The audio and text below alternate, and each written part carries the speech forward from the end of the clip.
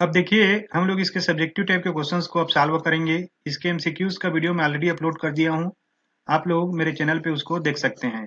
देखिए इसमें पहला जो इसका पार्ट है ना वो एम्प्लॉयबिलिटी स्किल्स का है, जिसमें टोटल आपको यहाँ पे 3 क्वेश्चन सॉल्व करने हैं, जिसमें 6 मार्क्स आपको मिलेगा।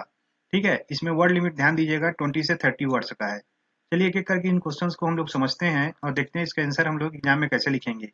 याद रखिएगा यहाँ पे केवल आपको 2 नंबर मिलेगा, तो बहुत ज़्यादा बढ़ा चढ़ा कर इसको नहीं लिखना है। इसमें क्वेश्चन नंबर 7 है, briefly explain any 4 stages of active listening. Active listening का मतलब होता है ध्यान से सुनना। तो यहाँ पे छोटे रूप में हमको उसके 4 जो स्टेजेज है ना उनको एक्सप्लेन करना है, समझाना है। तो देखिए एक्टिव लिसनिंग में सबसे पहले रिसीविंग है ना, किसी चीज को आप कैसे ग्रहण करते हैं।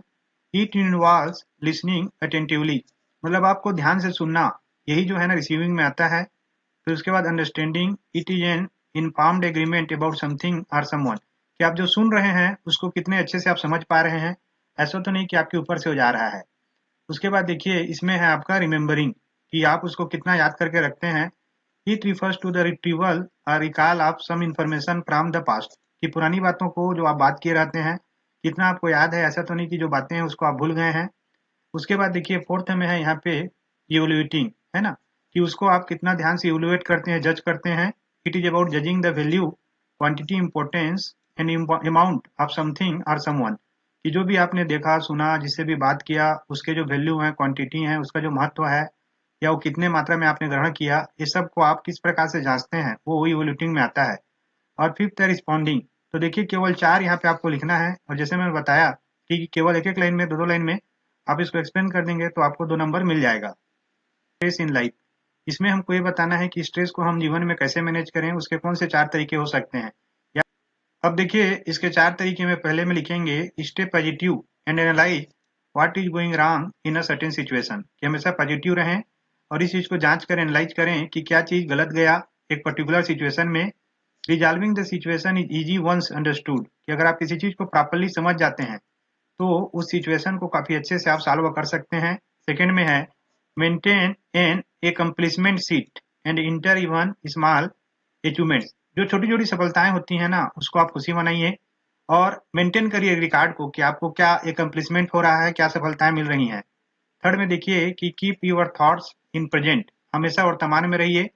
पोंडरिंग over past issues makes us feel upset and helpless, कि अगर हम पुरानी गलतियों को बार बार याद करेंगे, उसी के ऊपर चिंतन मनन करते रहेंगे तो हम काफी ज्यादा अपसेट होंगे और हमको असहायता का अनुभव होगा। फोर्थ में देखिए talk to friends and family for comfort, कि दोस्तों से और परिवार वालों से बात करें जिससे हमको कंफर्ट मिले। और फिफ्थ में है प्रैक्टिस मेडिटेशन एंड योगा। तो देखिए आप इनमें से कोई भी 4 लिख सकते हैं, जो भी छोटा आपको अच्छा लगे। इसमें नेक्स्ट क्वेश्चन है, list the names of any 4 presentation software. इसमें हमको जो प्रेजेंटेशन सॉफ्टवेयर होते हैं ना उनमें से 4 के नाम यहाँ पे लिखना है।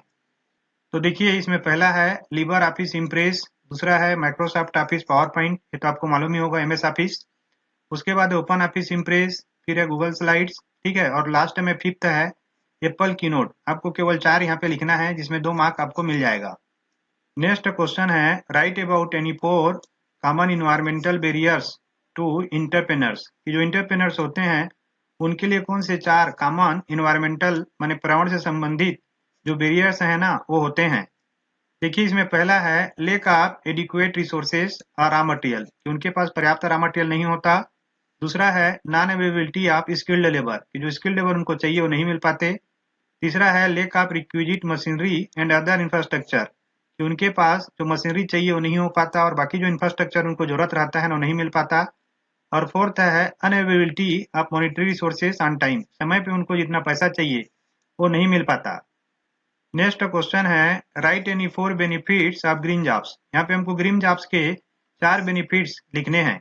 देखिए इसमें पहला है increase the efficiency of energy and raw material, कि ग्रीन जॉब से जो एनर्जी का एफिशिएंसी है ना, क्षमता है, दक्षता है, वो बढ़ता है। साथ ही साथ रॉ मटेरियल का, कच्चे माल का। Reduce green house gases emissions, कि जो ग्रीन हाउस गैस का इमिशन है वो कम होता है। कंट्रोल वेस्ट एंड पॉल्यूशन, कि जो कचरा निकलता है, जो प्रदूषण होता है उस पर कंट्रोल होता है। प्रोटेक्ट एंड रिस्टोर इकोसिस्टम्स, इससे जो इकोसिस्टम्स है ना, जो फ्रेजाइल इकोसिस्टम्स होता है उसका प्रोटेक्शन होता है, साथ ही में रिस्टोरेंट भी होता है। उसके बाद देखिए 4 ही लिखेंगे तो इसमें आपको 2 नंबर मिल जाएगा। फिफ्थ को आप सुन लीजिए, support adaptation to the effects of climate change, इससे क्लाइमेट चेंज में भी हमको काफ़ी ज़्यादा रोकने में मदद मिलता है। अब इसके हम लोग नेक्स्ट पार्ट पे आ चुके हैं, जिसमें से हमको 5 में से 3 क्वेश्चंस को सॉल्व करना है। देखिए यहाँ पे भी वर्ड लिमिट 20 से 30 का है, तो 3 2 जा 6 मार्क्स यहाँ पे हमको मिलेगा। क्वेश्चन नंबर 12 है, what was the major setback for the table business in the modern era? कि आधुनिक समय में सबसे बड़ा सेटबैक क्या है जो लोग टेबल बिजनेस चलाते हैं उनके लिए? Write the main 2 factors which helped to accelerate the growth of hotel industry during this time. इस समय में हमको बताना है कि कौन से ऐसे 2 फैक्टर्स हैं जो मदद करते हैं होटल इंडस्ट्री के ग्रोथ को बढ़ाने में।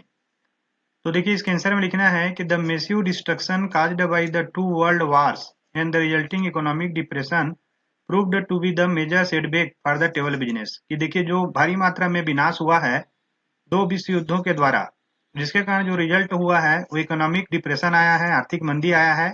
यही सबसे महत्वपूर्ण सेटबैक है जो टेबल बिजनेस है ना उसके लिए। इसका उपाय क्या है? The development of aircraft and passenger flights accelerated the growth of the hotel industry during this period. इस समय में जो एयरक्राफ्ट डेवलप होने लगे और जो पैसेंजर माने यात्री फ्लाइट से जो बढ़ने लगे, उनका ग्रोथ जो बढ़ने लगा, उसी से जो होटल इंडस्ट्री है ना वो काफी तेजी से बढ़ा।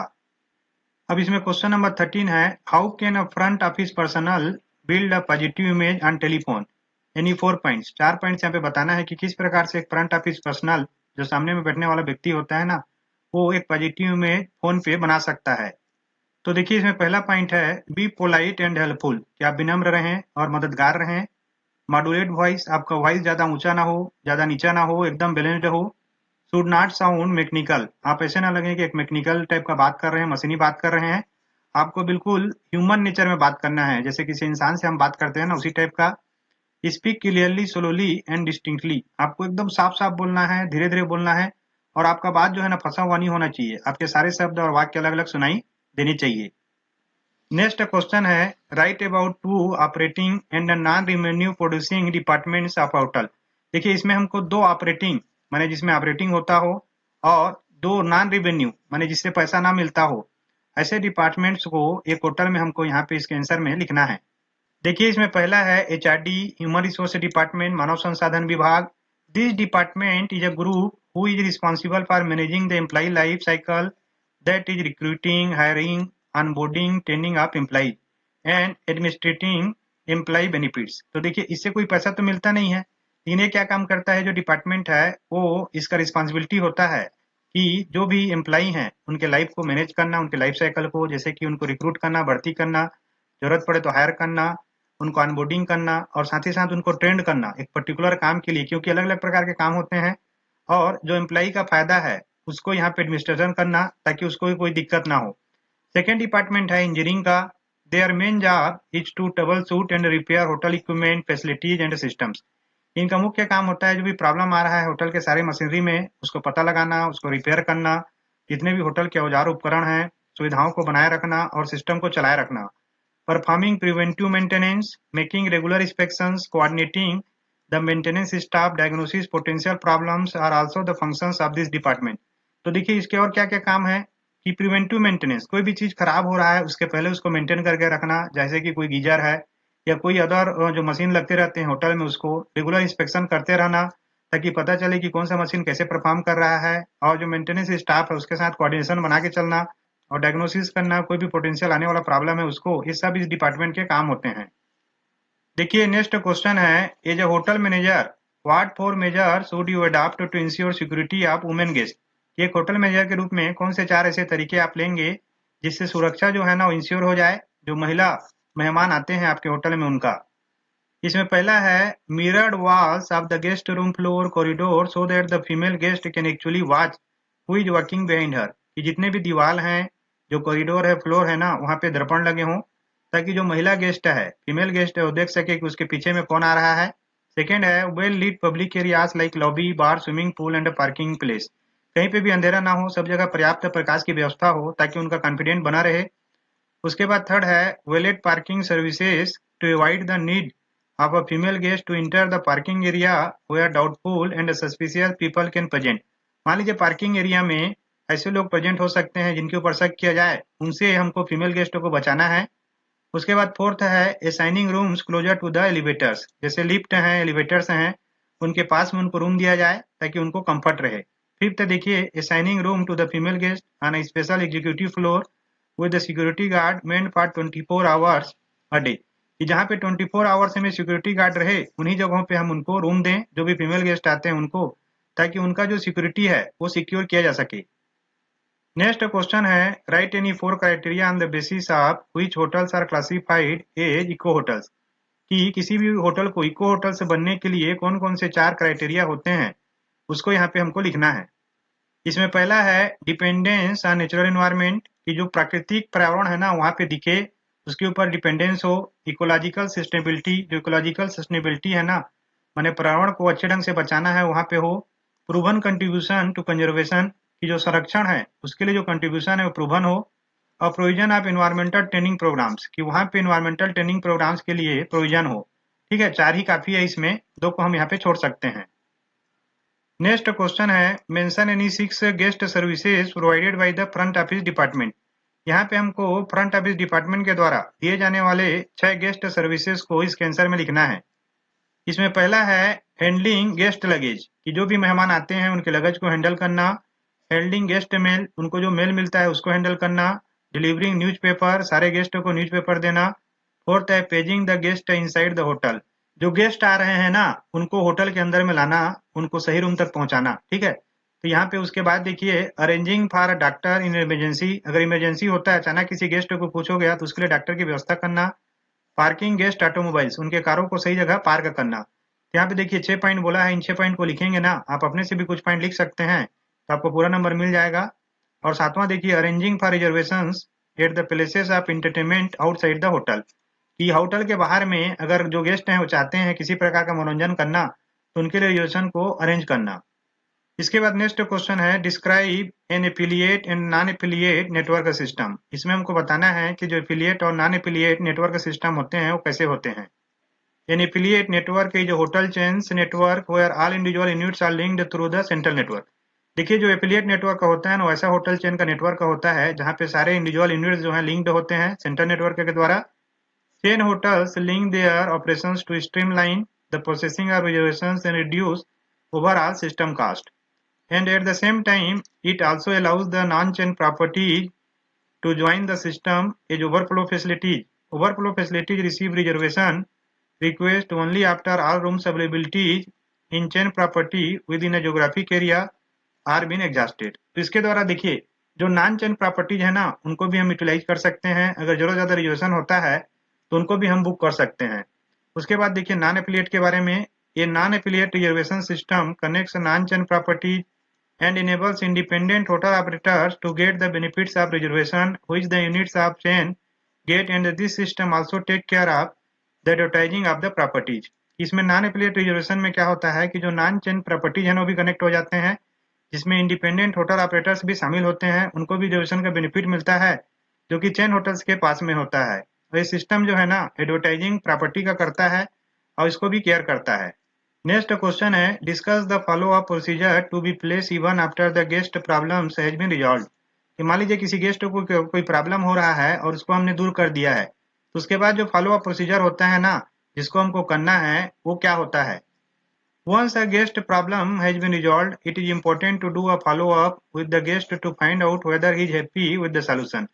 मान लीजिए गेस्ट का समस्या समाधान हो जाता है तब भी हमको फॉलो अप करना पड़ता है ये जानने के लिए कि वो जो गेस्ट है ना हैप्पी है नहीं उस सॉल्यूशन को लेके, माने उसका समस्या का समाधान हुआ है कि नहीं हुआ है। A follow-up also makes the guest feel special and this can make a huge difference in the overall impression that the guest has about the hotel. ये जो फॉलो अप है वो गहरा प्रभाव डालता है और उस गेस्ट को स्पेशल फीलिंग करवाता है जिससे उसके मन में एक गहरा इंप्रेशन बनता है। Front office manager may use the front office log book to institute corrective action, verify the guest complaint has been resolved and identify recurring problems. ये सब काम जो है फ्रंट ऑफिस मैनेजर का है। This comprehensive return record may also enable management to contact a guest who may still be dissatisfied with some aspects of their stay at checkout. देखिए इससे क्या होगा कि जो कंप्रेसिव रिटर्न रिकॉर्ड होगा उससे मैनेजमेंट जो है ना उस गेस्ट से संपर्क कर सकता है और उसके डिससेटिस्फैक्शन के कारणों को जान सकता है। After the guest has departed, a letter from the front office manager expressing regret about the incident is usually sufficient to promote goodwill and demonstrate concern for the guest satisfaction, इसके बाद अगर front office से एक letter चला जाए और उससे माफी मांग लिया जाए तो सफिशियंट होता है गुडविल को प्रमोट करने के लिए, और जो गेस्ट का सेटिस्फेक्शन है उसके कंसर्न को यहाँ पे डेमोस्ट्रेट करता है। देखिए next question long answer type के क्वेश्चन है, 50 से 80 वर्ड्स का लिमिट है, 5 में 3 क्वेश्चन यहाँ पे हमको बनाने हैं, इसमें 12 मार्क्स हमको मिलेगा। इसका क्वेश्चन नंबर 20 है, right a short note on global distribution system, mention any 4 examples of GDS. यहाँ पे एक शॉर्ट नोट लिखना है हमको जो ग्लोबल डिस्ट्रीब्यूशन सिस्टम है ना जीडीएस उसके ऊपर, और इसके 4 एग्जांपल्स हमको देने हैं। देखिए GDS provide world wide distribution of hotel reservation information, allow selling of hotel reservation around the world. देखिए जो जीडीएस है वो वर्ल्ड वाइड डिस्ट्रीब्यूशन करवाता है होटल रिजर्वेशन इन्फॉर्मेशन का, और अलाउ करता है होटल रिजर्वेशन को बेचने के लिए पूरी दुनिया में। This is usually accomplished by connecting the hotel company reservation system with an airline reservation system। इसमें क्या होता है कि जो कंपनी का होटल रिजर्वेशन सिस्टम है वो कनेक्ट हो जाता है एयरलाइन रिजर्वेशन सिस्टम से। Most travel agents around the world have terminals connected to one of the many airline reservation systems to book airline table, कि बहुत सारे जो ट्रेवल एजेंट्स हैं वो टर्मिनल रखे हुए हैं कनेक्ट करने के लिए बहुत सारे एयरलाइन रिजर्वेशन सिस्टम में एयरलाइन टेबल को बुक करने के लिए। By having hotel accommodations and automobile rentals available in the computer system at the same time, most airline systems provide single source access to the most of the travel agents selling requirements। तो देखिए अगर कोई airline table में book कर रहा है ना, airline के लिए बुक कर रहा है, तो साथ ही साथ उसको होटल एकोमोडेशन का बुकिंग हो जाता है, और जो गाड़ी चाहिए उसके रेंटल का भी वहाँ पे बुकिंग हो जाता है। In one transaction a travel agents can sell in airline ticket, hotel room and car rental service also. तो देखिए एक ही रिजर्वेशन पे वो एक साथ में एयरलाइन टिकट भी बेच लेता है, होटल रूम को भी बेच लेता है, और साथ ही साथ कार रेंटल सर्विस को भी बेच लेता है। इसके एग्जांपल देखिए, ये है एसएबीआरई, गैलीलियो इंटरनेशनल, एमेडस और वर्ल्ड स्पान। नेक्स्ट क्वेश्चन है, discuss the procedure to be followed in group check in. Group check in में किस प्रकार के प्रोसीजर फॉलो होते हैं उसको यहाँ पे डिस्कस करना है। देखिए इसमें पहला है, rooms are already blocked for the group, कि ग्रुप के लिए रूम्स जो है ना ऑलरेडी ब्लॉक्ड होते हैं। Text to identify baggage should be attached to the baggage and room number. इरेन कार्ड का यूज होता है ताकि जो बैगेज है और रूम है वो आइडेंटिफाई हो। रजिस्ट्रेशन कार्ड में भी distributed through the group leader, group leader के द्वारा जो रजिस्ट्रेशन कार्ड है वो डिस्ट्रीब्यूट किया जाता है। Welcome drink should be provided before the room assignment to VIP, जो वेरी इंपॉर्टेंट पर्सन होते हैं ना उनको वेलकम ड्रिंक दिया जाता है। VIP should be received by the front office manager or general manager, जो VIPs हैं वेरी इंपॉर्टेंट पर्सन्स हैं उनको फ्रंट ऑफिस मैनेजर या जनरल मैनेजर के द्वारा रिसीव किया जाता है। फिर इसके बाद देखिए, receptionist notifies the house keeping for welcome card and bouquet of flowers and room service for fruits and the guest bedroom, कि जो गेस्ट बेडरूम है उसमें रिसेप्शनिस्ट जो है नोटिफाई कर देता है हाउस कीपिंग को ताकि वेलकम कार्ड दे और फ्लावर का बुके दे। फिर देखिए, in some instance registration of the guest में take place in his or room, कुछ प्रकार में जो रजिस्ट्रेशन होता है गेस्ट लोग का उन्हीं के रूम में लिया जाता है। In the case of airline cruise, physical disabled, old guest etcetera, the registration card can be completed in advance necessitating only the guest signature on arrival, कि कुछ केस में, किस प्रकार के केस में, जैसे कि एयरलाइन के क्रू हैं या फिजिकली डिसेबल्ड हैं या पुराने जो ओल्ड उम्र के गेस्ट होते हैं, उन केस में जो रजिस्ट्रेशन कार्ड है उसको पहले से कंप्लीट कर गया रहता है और केवल गेस्ट के सिग्नेचर लिए जाते हैं। नेक्स्ट क्वेश्चन है, how will you handle the following situations. आप ये जो सिचुएशंस है उनको कैसे हैंडल करेंगे। ये है, if a fire breaks out in the hotel, कि होटल में आग लग जाए। देखिए, fire is the most common emergency situation which could break in the hotel at any point of time, कि जो आग लगने की घटना है ना वो सबसे सामान्य प्रकार का इमरजेंसी सिचुएशन है जो होटल में कभी भी हो सकता है। The most probable reason of fire break in the hotels can be kitchen or faulty wiring in the hotel, कि किचन में आग लग सकता है या जो वायरिंग में कोई फॉल्ट आ जाता है तब आग लग सकता है। The concern staff to immediately inform the fire brigade, और जो कंसर्न स्टाफ है उसको तुरंत फायर ब्रिगेड को संपन्न करना है। Do not panic if the hotel staff is well versed with the fire fighting equipment, then immediately fire extinguisher should be used, कि मान लीजिए जो होटल स्टाफ है पूरी तरह से ट्रेंड है फायर फाइटिंग में, तो तुरंत जो फायर एक्सटिंग्विशर है उसको यूज करके आग को बुझाया जा सकता है। The supply of electricity and the gas should be immediately turned off whenever any news regarding fire comes to the hotel, कि जो सप्लाई ऑफ इलेक्ट्रिसिटी और गैस है उसको तुरंत बंद कर दिया जाए जैसे ही न्यूज मिलता है कि आग लगा है होटल में। तो इसका भी देखिए, death of in house guest in the hotel, कि अगर कोई गेस्ट आता है आपके होटल में उसकी मौत हो जाती है तो क्या प्रोसीजर आप करेंगे। देखिए, Whenever information comes regarding death of an in-house guest, the front office manager should be reported directly who inform the general manager and the security manager। जैसे आपको जानकारी मिलता है तो आपको उसको जनरल मैनेजर और सिक्योरिटी मैनेजर को बताना है। Inform the police authority and the hotel doctor is summoned to confirm the death of the guest। कि पुलिस को भी आपको सूचना देना है, होटल के डॉक्टर को भी बुलाना है जिससे कंफर्म हो कि गेस्ट का डेथ हो चुका है। The residential address of the guest is also identified and the relatives are informed. कि जो उसका रेसिडेंशियल एड्रेस है उसको पता किया जाए, उसके संबंधियों को बताया जाए। Once the doctor has confirm the death and the police has given the permission, the dead body is removed. जब डॉक्टर कंफर्म कर दे कि डेथ हो चुका है और पुलिस परमिशन दे तभी डेड बॉडी को हटाया जाना चाहिए। A death certificate is also prepared and a report is prepared mentioning the time, room number and other details related to the deceased guest। कि जिस गेस्ट की मौत हो गई है उसके लिए जो रिपोर्ट है डेथ सर्टिफिकेट उसको भी बनाया जाए जिसमें टाइम हो कि कब उसका मौत हुआ है, रूम नंबर उसमें लिखा होना चाहिए, बाकी डिटेल्स उसमें होने चाहिए। नेक्स्ट क्वेश्चन है elaborate the importance of security records in hotels, discuss some security records used in hotels for a better control. इसमें हमको बताना है क्या महत्व है सिक्योरिटी रिकॉर्ड्स का होटल में। यहाँ पे कुछ सिक्योरिटी रिकॉर्ड्स को हमको डिटेल में समझाना है जो कि होटल्स में यूज किए जाते हैं ताकि अच्छे से कंट्रोल किया जा सके। देखिए, एन एक्टिविटी दैट है security related dimension to it be recorded for future reference. ये एक प्रकार का एक्टिविटी होता है जिसमें सिक्योरिटी से जुड़ी हुई जो डायमेंशंस हैं वो रिकॉर्डेड होते हैं ताकि फ्यूचर में यूज किया जा सके। Security records are important for several reasons. जो सिक्योरिटी रिकॉर्ड्स हैं बहुत ही महत्वपूर्ण है कई कारणों से। They allow hotel management to track issues. ये जो होटल मैनेजमेंट है उसको हेल्प करते हैं ताकि मुद्दों को ट्रैक किया जा सके। सिक्योरिटी रिकॉर्ड्स में assist the hotel with insurance claims made by either the hotel और द गेस्ट। जो सिक्योरिटी रिकॉर्ड्स हैं वो हेल्प करते हैं होटल को जो इंश्योरेंस क्लेम बनाया जाता है उसमें, चाहे होटल के द्वारा किया जा रहा हो या गेस्ट के द्वारा। इन अदर के security records can present the hotel से व्यू ऑफ व्हाट हैपेंड। इन दोनों ही प्रकार के प्रकरणों में जो सिक्योरिटी रिकॉर्ड हैं वो होटल के नजरिए को बताते हैं क्या हुआ था उस मामले में। This is specially helpful when hotel staff members are called upon to describe a security incident that occurred many months ago. कि कई महीने अगर कोई घटना पहले हुआ है तो उस केस में बहुत ज्यादा ये होटल स्टाफ मेंबर्स के लिए हेल्पफुल होता है।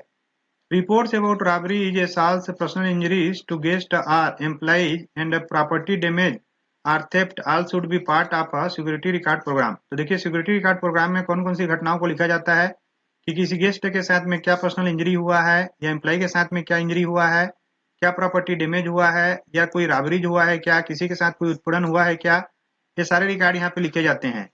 उसके बाद देखिए vehicle maintenance records allow hotel to track maintenance issues. जो व्हीकल मेंटेनेंस रिकॉर्ड्स होते हैं ना होटल्स को अलाउ करते हैं ताकि जो मेंटेनेंस इशू है उनको ट्रैक किया जा सके। सच एज टायर वेयर, जैसे कि टायर घिस गए हैं। Most municipalities mandate periodic testing of the fire alarm system and recordings of the results. और बहुत सारे जो म्युनिसिपैलिटीज होते हैं वो जरूरी कर देते हैं कि पीरियोडिक टेस्टिंग हो फायर अलार्म सिस्टम का और जो रिकॉर्ड है उसके रिजल्ट को भी यहाँ पे मेंशन किया जाए। अब देखिए इसका लास्ट क्वेश्चन है who is an aggressive customer, suggest one way to deal with him, what are the risk involve in such cases. कि जो एग्रेसिव कस्टमर होते हैं ना तुनक मिजाज जो ग्राहक होते हैं वो कौन होते हैं, एक तरीका बताइए कैसे उनसे डील किया जाए और क्या क्या रिस्क होते हैं इस प्रकार के केसेस में।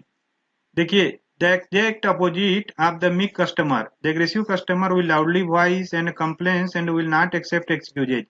कि जो अच्छे ग्राहक होते हैं उसके विपरीत में जो एग्रेसिव कस्टमर होते हैं ना तुनुक मिजाज जो ग्राहक होते हैं वो जोर से बातें करते हैं, बहुत सारे शिकायतें करते हैं और किसी प्रकार के एक्सक्यूजेज को स्वीकार नहीं करते। हाउ टू रिस्पॉन्ड, कैसे रिस्पॉन्ड किया जाए। Thank the customer for sharing their concern and reason. कि उनको धन्यवाद दिया जाए कि उन्होंने अपनी चिंता को बताया और ध्यान से उनको सुना जाए। Be polite, agree on the definition of the problem and explain what is being done to resolve the situation and when. उनके साथ विनम्र रहा जाए, उनको ध्यान से सुना जाए ताकि वो प्रॉब्लम को समझा जाए जो प्रॉब्लम उनको तुनक मिजाज बना रहा है और उनको एक्सप्लेन किया जाए कि उस समस्या को समाधान करने के लिए क्या किया गया है, किस सिचुएशन में किया गया है और कब किया गया है। इसके बाद द रिस्क को देखिए रिस्क क्या क्या रहता है। In heated customer situations it is easy to become confrontational. कि मान लीजिए कस्टमर आपके साथ में बहुत उग्र से व्यवहार कर रहा है तो आप भी उसके साथ वाद विवाद कर सकते हैं जिससे जो मामला है काफी गर्म हो सकता है। Mirroring the customers aggressive behaviour will only make the situation worse. कि अगर हम जैसे कस्टमर एग्रेसिव बिहेवियर कर रहा है उसी बिहेवियर उसके साथ करें इससे जो सिचुएशन और ज्यादा खराब हो जाएगा। Thanking the customers for sharing there concerns. हमको सबसे पहले धन्यवाद देना चाहिए उस कस्टमर को और बोलना चाहिए कि उन्होंने अपनी चिंताओं को हमको बताया। Let them know the staff are interested in hearing what they have to say and reaching a mutually beneficial resolution. कि इस प्रकार से अगर हम व्यवहार करें कि उनको लगे कि स्टाफ जो है ना उनके कंसर्न को सुनने में काफी ज्यादा इंटरेस्टेड है, और एक मध्यम मार्ग में अपना लें कि उनको लगे कि दोनों के लिए म्यूचुअली बेनिफिशियल रिजोल्यूशन हो, माने दोनों को स्वीकार होने वाला समाधान हो। इस प्रकार से हम इस रिस्क को कम कर सकते हैं। देखिए बच्चों, इस वीडियो को मैंने काफी तेजी से बनाया है क्योंकि परसों ही आप लोग का एग्जाम है। आशा करता हूँ वीडियो आप लोगों को काफी ज्यादा हेल्पफुल लगा होगा। आप लोगों ने वीडियो देखा इसके लिए आप लोगों को बहुत बहुत धन्यवाद। Thank you for watching.